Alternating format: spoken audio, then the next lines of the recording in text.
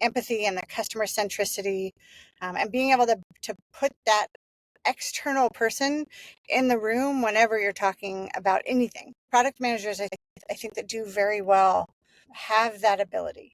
And if they don't know their customer, they go and find their customer. They observe them in the wild. Welcome to Productside Stories, the podcast where we reveal the very real and raw lessons learned from product leaders and thinkers all over the world. I'm your host, Rena Lexon, CEO of Productside. Let's dive into today's episode. I'm joined today by Marilyn McDonald, the SVP of Commercial, Digital, and Innovation at Moderna. Marilyn has an incredible career in product management, working at a number of different Fortune 500 companies, such as Citi and MasterCard and StubHub. And she has worked in so many different industries and mentored other product managers, product management organizations of all sizes. So I'm excited, Marilyn, to talk to you today about your career in product management and how you get up to speed in all of these various industries. Oh my gosh, thank you so much for having me. I'm very excited to be here. Well, Marilyn, I always like to ask this question because I get a different answer every time. And that is, how did you get into product management? Wow. Okay. Like small secret for the audience. I've been working for a very long time. And back when I first took a role that had the title product management, there wasn't a class you could go to. There wasn't a school you could graduate from that would bestow on you the title of product management. I fell into it, honestly, while I was working in the financial industry in marketing roles. Because in marketing, you actually truly have to deeply understand the person on the other side of your product or your marketing product so that you can influence behavior. And product management is just simply the other side of that coin. You actually are going to deeply understand the problems of your customer so that you can create something new to solve the problem. So I kind of came into product management accidentally. I created my first product. I call it my first product, just by listening to people and trying to find solutions to help them with their problems, and eventually made my way into the official job title. And I've kind of been in that product and engineering realm ever since. So you've now gone through so many different industries, and it's a skill. I think it's definitely a skill to learn a new company, because when you come into a new company and you work in the same industry, you kind of know a little bit about the vernacular, what people are expecting of you. But when you're jumping so often between entertainment, finance, and pharma, how do you get up to speed on what's most important in that industry? It's funny. I think, Rena, I'm a glutton for punishment. I think there's people that are very, very sort of, I would describe people as sort of like on the T vector, right? Some people are very, very deep, and like payments is the only thing they know, and they can do payments, or they do ticketing, and that's the only thing they know. Whereas there's another set of people that are broad, and that can apply the same mechanisms across lots of different industries. And I see myself as a broad person, not physically, but mentally maybe. And I just think it's fascinating to understand different industries and see how things apply. There was a book, gosh, I will find the title for you, and we'll post it here later. There was a book that I read that talked about how innovation comes when you can take a similar thought pattern from one area to another. For instance, when they were building large buildings in the desert, and they were trying to figure out how to keep airflow and cool them without high energy requirements, they actually studied termite hills. And so for me, you can take a set of practices. How do you organize a team against a customer problem and deliver value as quickly as possible, both to the end user and to the company? That pattern can be applied across lots of different businesses or lots of different industries. The industry changes, the regulation changes, the problems change, the customers change, but the mechanism of structuring a team and delivering value kind of doesn't. Yeah, I mean, I definitely see that at Productside. We work with so many different industries. And yet, when I go into a company and I ask them to show me just a visual representation of how they do product management, if they have one, it usually looks pretty similar. Yeah. Right? There's usually a set of practices that you need to follow, and the timelines might be different to your point, right? Like pharma has a very different timeline than entertainment and ticketing. But in general, a product has a life cycle, and product managers need to ask very similar types of questions to get at the jobs to be done for their audience. So you said something about product managers being T-shaped, Okay. right? Or Yep. like people being T-shaped. I've heard that a lot. I've heard that at business school. I feel like that's a concept people get. Like they need to have a number of different skills, but they have to be really deep on something to be valuable. In your experience, what would you say a product manager should have the depth in? Good question. I'm going to say there's three things that are that are the must-haves, and they're more general and broad capabilities. And the first is the ability to understand your user, so that empathy and the customer centricity, and being able to put that external person in the room whenever you're talking about anything. Product managers, I think that do very well have that ability. And if they don't know their customer, they go and find their customer. They observe them in the wild. I think it's really easy sometimes for people to be like, well, I want to be a product manager because I have an opinion. And the best product managers admit that they know nothing. And they go and understand their users. So that's first and foremost.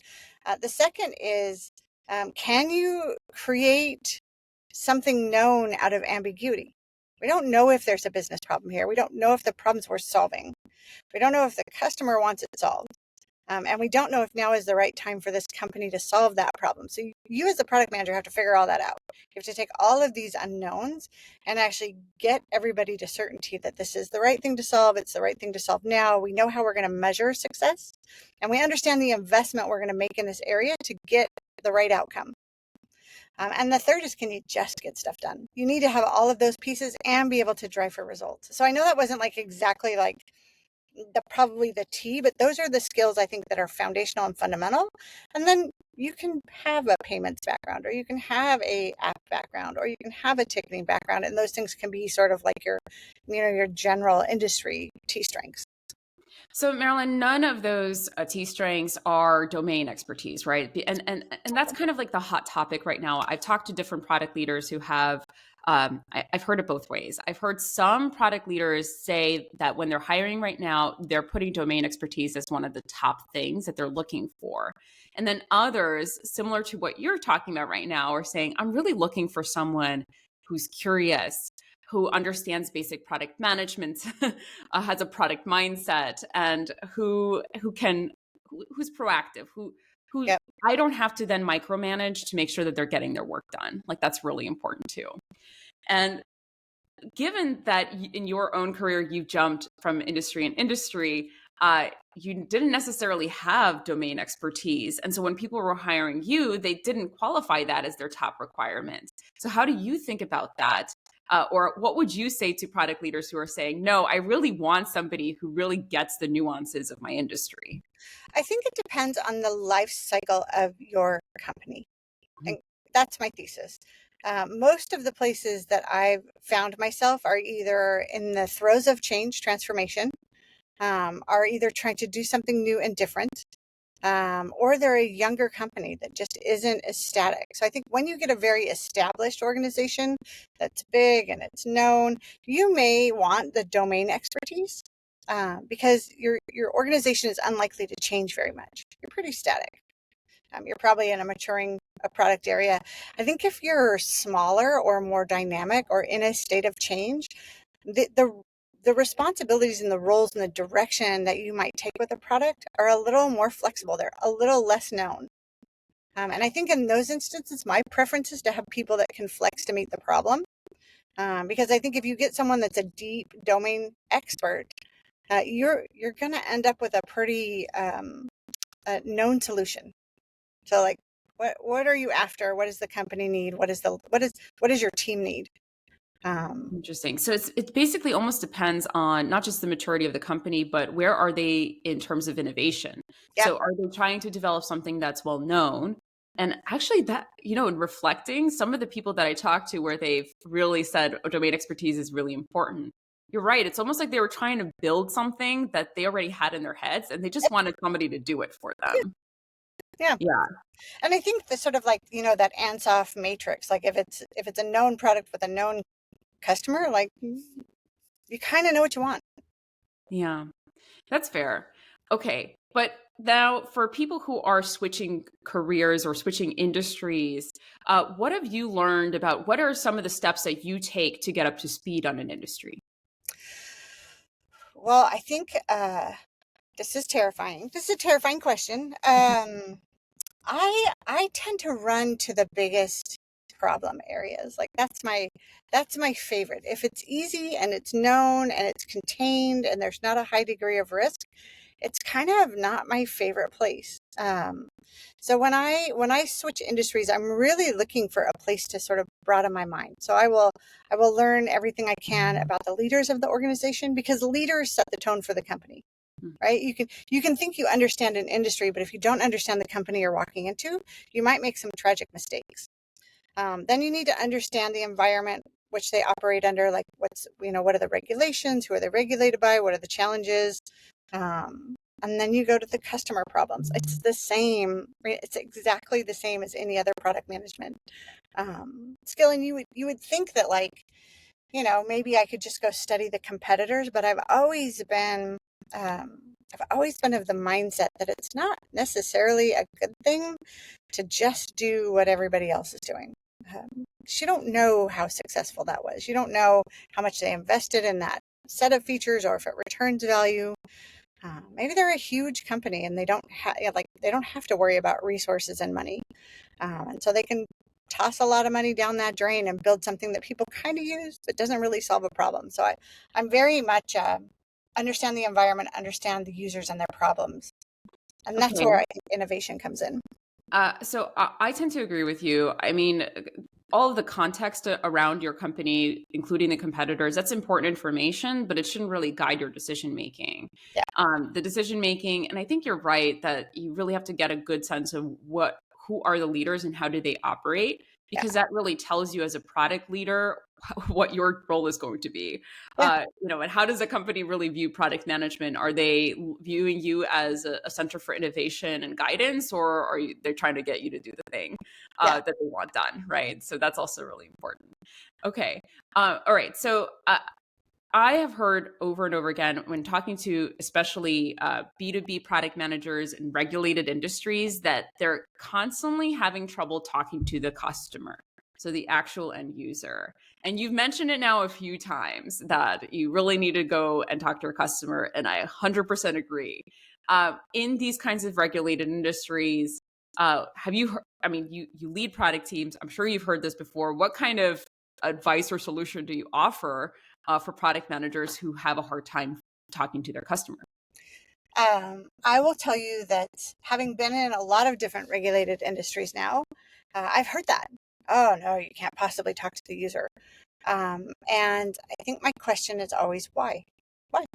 And there's multiple ways to understand what your users are doing. So right, there's if you already have a product in the wild, there is understanding deeply the quantitative information of what happens at the edge. What are they actually doing? Can you see what people are actually doing? That'll tell you what's happening on your properties. Why can't you just go observe people? I've often been presented with that, and then as you dig into it and understand, usually it's some sort of internal business construct that stops you. Someone's talking to the customer. Why can't you ride along with them? There's always a biz dev person or a business person, or I don't think we should accept if our goal is to build products that solve problems for people. I don't think we should accept you can't observe or you can't listen or you can't talk to someone, because it really hamstrings your ability to build a solution that meets the needs for the end user and the business. Yeah. Um, I like the idea of finding who is talking to the customer in your organization, whether it's support or sales, how do you develop those relationships to make it safe for them to also introduce somebody else to their relationship, to Yeah. their Um, relationship? yeah, I think it's sometimes like contact centers are easier, right? Because all of those are recorded. So you Mhm. should be able to just say, hey, let me look at the email logs. Let me look at the call logs. Let me understand. Because someone's having a conversation. If it's more biz dev, sometimes you got to write along in silent mode, Mhm. right? At least to earn a seat at the table.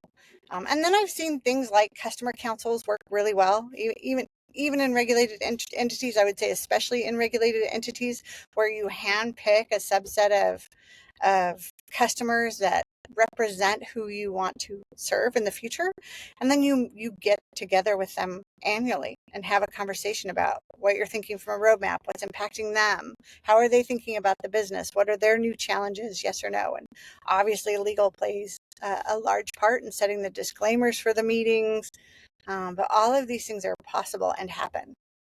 Yeah. So don't accept no. Don't accept that the status quo as the answer. Really find a way to talk to your customer. I wholeheartedly agree with that. And for people who are just looking to get started, take the first step. Yeah, Actually, just outline. My goal is to talk to 3 customers this month. Don't make it overwhelming and unaccomplishable. Just what is that first step that you need to take, and take it, because exactly right. yeah, you have to, for the good of the business. And you said it before when we were talking about how does a product manager, what are the shape, like what's the depth of that T look like? One of the things that is important is the comfort with ambiguity, and not having a lot of information. I think that's very true. We talk about it a lot as though it's just a statistic that 90% of products fail, and we at Productside we talk about it as like there are ways for you to do better than that, but at the same time that's almost like a feature, not a bug.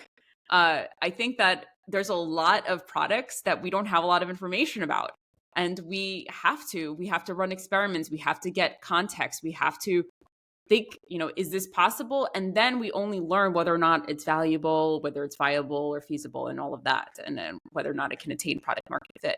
So there's a lot that you don't know at the start that you have to have the skill set to be able to be comfortable with that, and then get more and more information as you go along. Yeah. So that's hard, right? That's, I think, one of the hardest parts of being a product manager and also being a product leader, where you have product managers who end up working on products that do not have, are not viable. They're not going to be successful.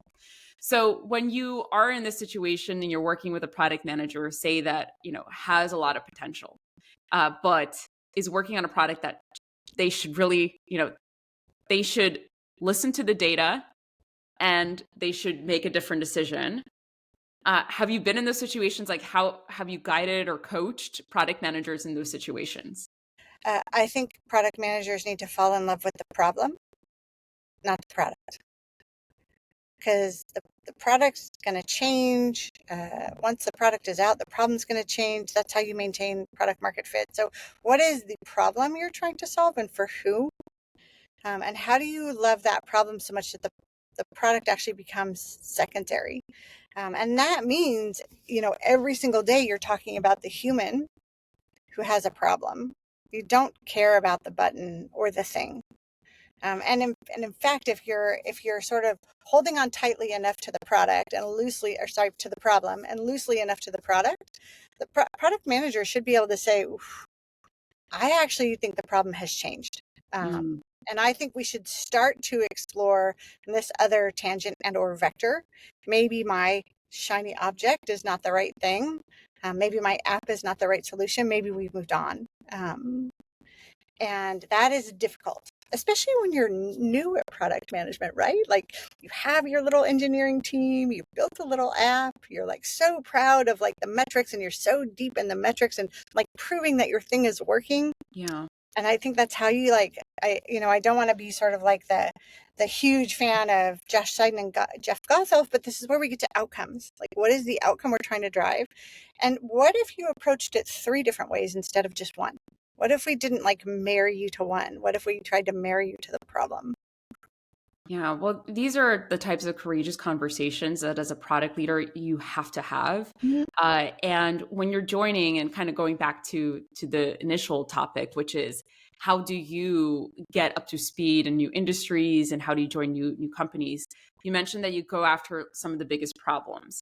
Yep. And what I find, and maybe this is just in our experience, is some of the biggest problems evolve because of the lack of these courageous conversations. Yeah. That there's a whole lot more investment in something that should not have been invested in, and it needs to potentially be killed or morphed, or somebody needs to be told that shouldn't be the priority in that company.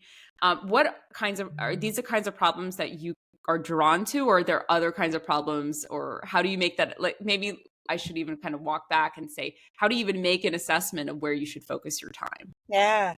So again, it's going to depend on the industry you walk into.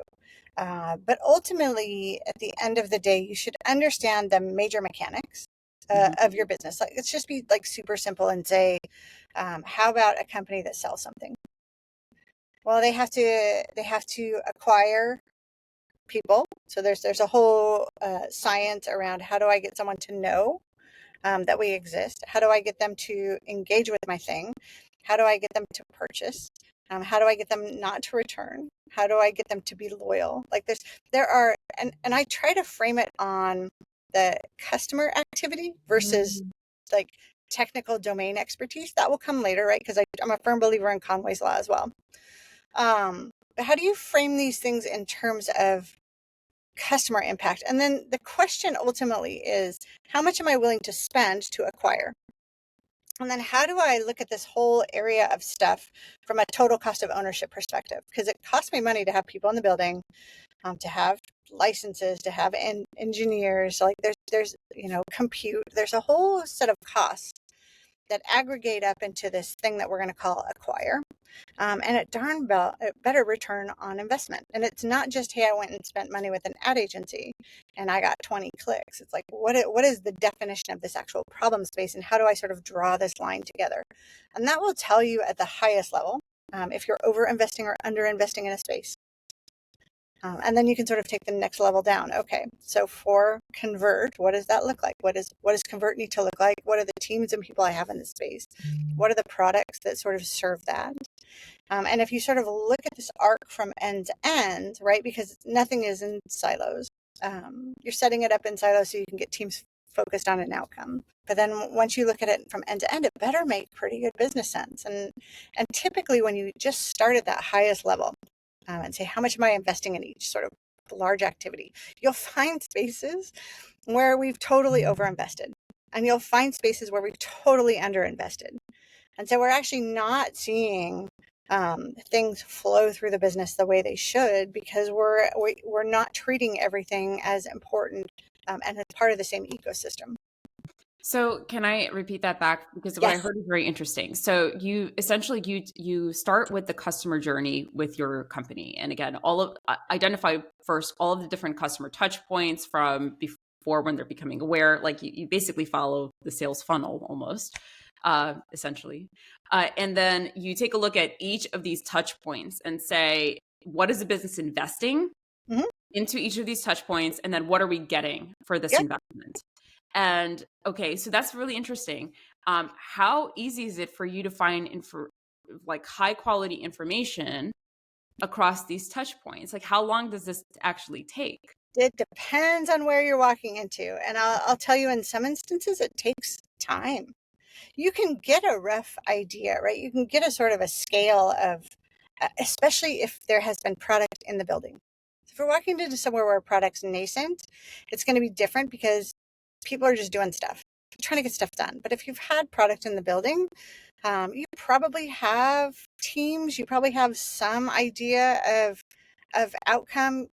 More than likely, you haven't looked at total cost of ownership as a company and said, hey, we're spending $15 million a year here. Are we getting what we need? So those conversations haven't quite happened. So it can take a couple months, it can take 6 months to start to organize and get this information. But getting everybody grounded on the pieces of the machine because it is a machine, right? It's business. It all has to work in harmony. Getting people grounded on the pieces of the machine, what the piece is supposed to deliver, how that interacts or not with other pieces of the machine, and then how people are organized against that is really sort of my first step.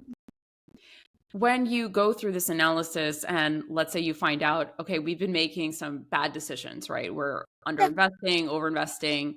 How do you address it from like, I hate to use the word political, but there are leaders who are responsible for having made those decisions. So how do you go and talk to your peer group and say, this is what I found, help me make the business case for us not doing this anymore? Yeah.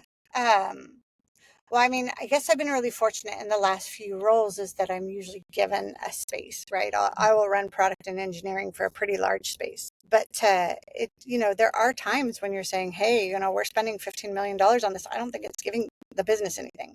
And those are sensitive conversations, but ultimately as a leader in the organization, like how cool is it to be able to bring this forward and in almost at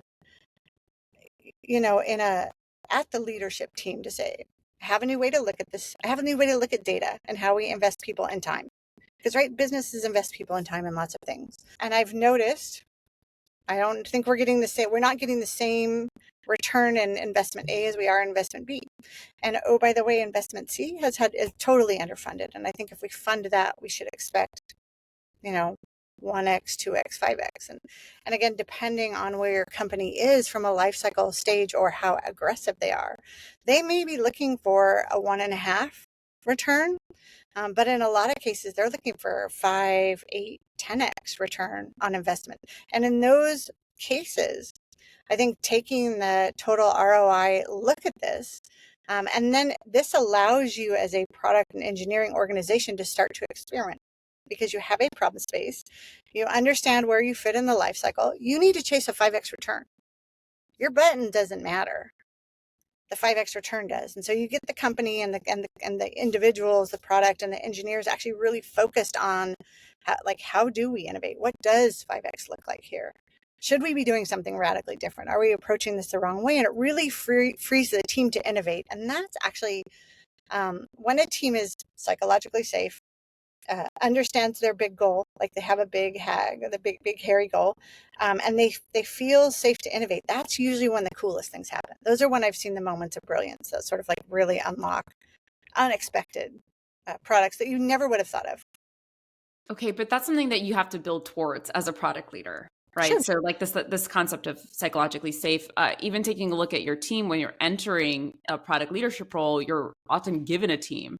Yeah. So you also have to make the assessment of, do I have the right people in place? Yes. And are they structured correctly, right? So Yes. do you have the right resourcing, and are they in the right teams? And it's there's just a lot you need to do.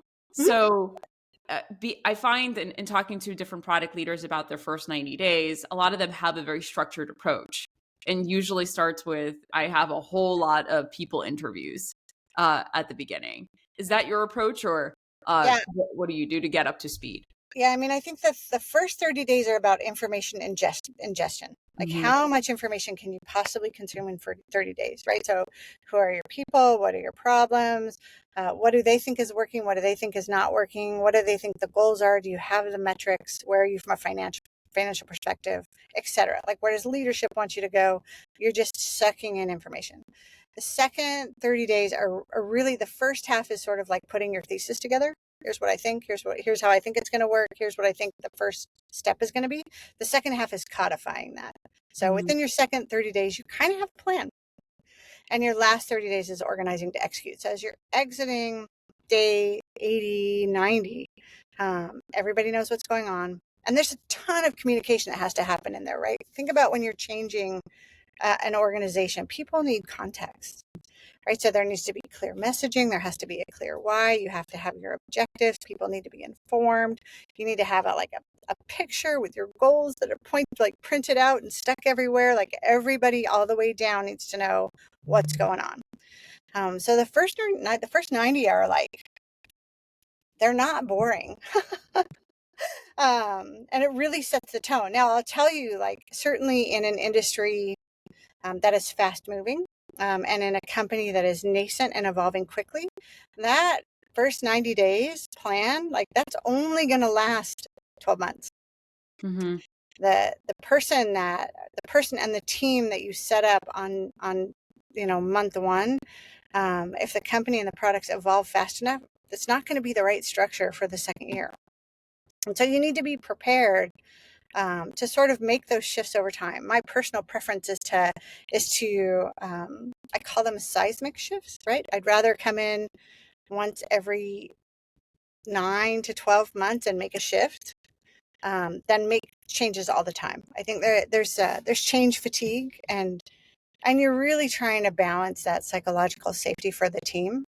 So how do you get real clear on what you're trying to solve for, get real clear on the approach, get everybody's buy-in, get them organized, turn them loose, let it run. And then you'll start to see month 6, 7, 8, 9, you can see where the friction in the machine is happening. You can see where people are unhappy. You can see where people are accelerating versus not. And then you just make another smaller shift. And over time, it gets smaller and smaller. People work together better. But you have to both make decisions and move, and then have patience. So it's a sort of balancing act. And with a large organization, how do you make sure not to lose momentum? Because I find, with larger organizations, there's a lot more people you need to communicate to. It tends to slow things down. Yep. And the speed at which you're talking about, you have to, in my eyes, you have to move very quickly, because there's a lot of information you need to learn in the first 30, then a plan you have to make, get buy-in and communicate, and then start executing already to get those small, quick wins so that people start to build trust in what you're doing. I think that's part of your first 30. Like how do things happen in this company, right? What is the best example of org change? Who is the best communicator? How do people like to receive information? Because you could set all of this up brilliantly and then not communicate upwards in the right way, or not communicate to your peers the right way, or not inform your teams the right way, and that causes challenges. So I think that there are what I will call there are people that you're going to inherit in almost every job. Most of us don't build a team from scratch. There are people you're going to inherit in every single job. Some of them have been at the company a long time. Some of them have seen this movie before. And those are what I will call the guardians of the past. They want to believe in the future, but they also know what made the company great. And so how do you take those folks and have them help shape the future, even though it might feel like, hey, you're slowing down? Because they're the ones, if and when bought in, are going to make sure that you're covering your bases. You're not just some new leader that's going to come in, throw a couple of things around, ultimately get org antibody reaction, and then you'll leave and you'll get a new leader, because some of your oldest employees have sat through a few of those. Mm-hmm. Essentially, the product leader role itself could fail from their perspective. So yeah, it does all the time, right? I mean, that's companies bring someone in the guise of transformation, and the org doesn't want it, even though the leaders want it. The org isn't structured. You haven't done the right work to ultimately get people to believe there's a different way to do things. And I think that's a pity, right? Well, I also think that not everybody who is a product leader has the skill set. I mean, what we're talking about here is really good foundation change management, as well as being able to truly know what questions to ask quickly, efficiently at the beginning, so that you have the right information to make decisions. So with that in mind, I mean, there's a lot of product managers who want to become product leaders. What advice do you have for product managers who are thinking about a product leadership role? What kinds of skills would you encourage them to develop? Yeah. I think that the first step into leadership is always the most interesting, because as product managers, you've spent a lot of time thinking about the external customer. And my approach really is my product is my org. My outcome are healthy, balanced teams that are delivering value month over month. They're actually making progress, and they understand how that impacts the customer and the business. And so everything you've learned from a skill set perspective applies, just not in the same way. Your product is now different. I'll give you an example. I have more than once walked into a team that hadn't delivered anything in 3 years. uh, Double over budget. Everybody was unhappy. Everybody hated each other. And by treating them as a product, like the outcome that I'm looking for is people delivering value for a customer every 2 weeks. Like, that was sort of my metric. We ended up shifting things around, just like I told you. And within the first 6 months, we had 3 major product releases. And we celebrated them. Is it good enough? Is it great? No, but it was pretty darn great for that team, right? And in the next year, we released every single month, and the friction went down, and people were happier. Attrition went down, a lot of psychological safety. So, as a leader, as you're stepping into these roles, your job is no longer the thing. Your job is the org. Yeah. It's like spending the time working on the business versus in the business, and Yes. using product management to work on the business really effectively. Yeah. Yeah. Marilyn, thank you so much for joining me on this podcast. I feel like I need to talk to you even more about just all of you have so much knowledge to share with our community. So thank you so much. Thank you so much for having me. This has been absolutely wonderful. I hope you've all found it valuable. I have, and we should grab coffee sometime, Rena. Absolutely. How can people find you after after they listen to this podcast? Well, come and find me on LinkedIn. I actually have a fun little casual podcast on product management that I run with one of my friends, and we have a lot of conversations about practical application of product management.